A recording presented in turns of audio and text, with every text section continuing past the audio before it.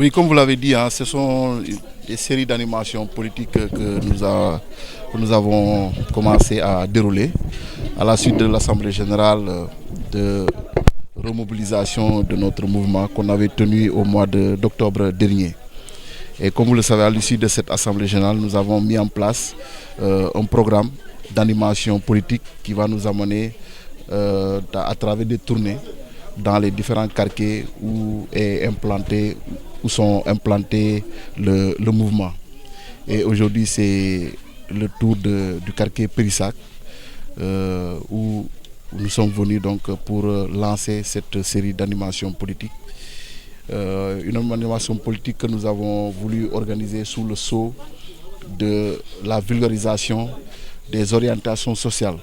contenues dans le projet de budget 2023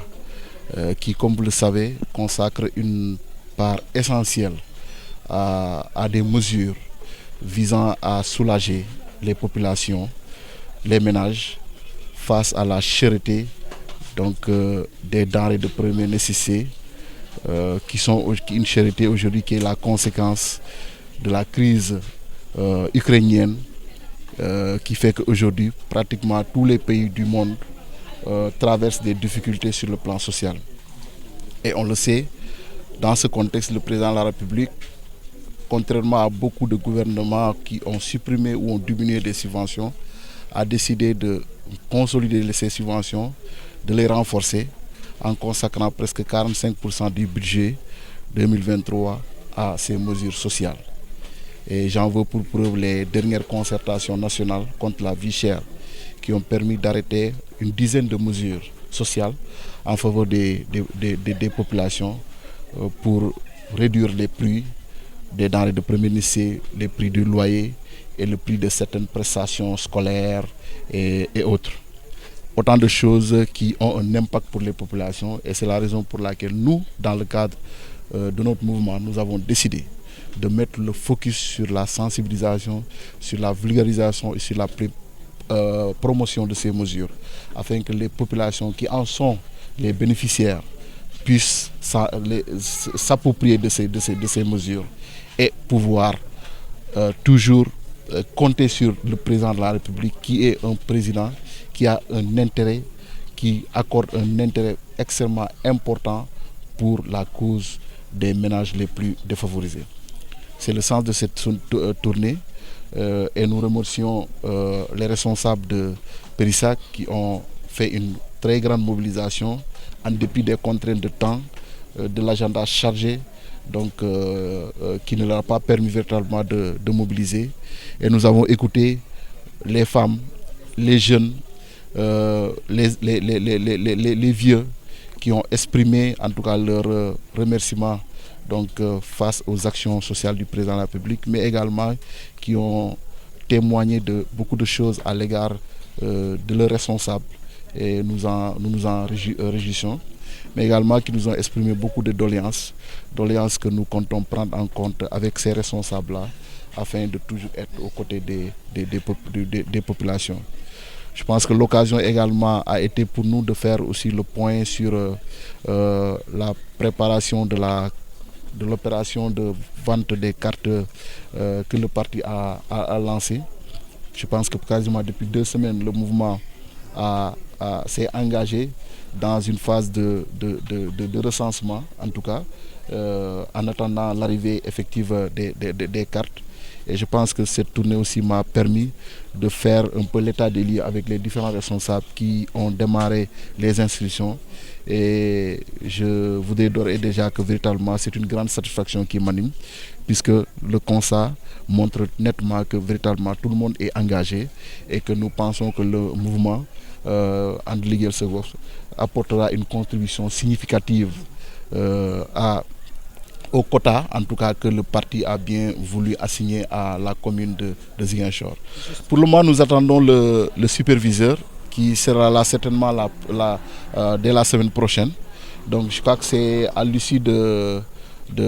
l'Assemblée générale qu'il présidera que nous saurons exactement le quota qui est alloué à la commune de Ziguinchor. Mais d'ores et déjà, nous, dans le cadre de notre mouvement, nous n'avons pas attendu l'arrivée du superviseur, puisque nous avons investi le terrain, donc pour en tout cas faire une phase de pré-recensement, en attendant que le quota soit fixé et que nous également, le quota devant nous revenir, soit mis à notre disposition.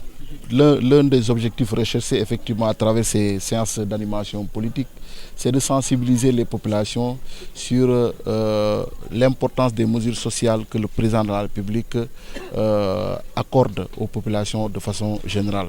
Et in fine, effectivement, l'objectif, c'est qu'on puisse changer la donne au niveau de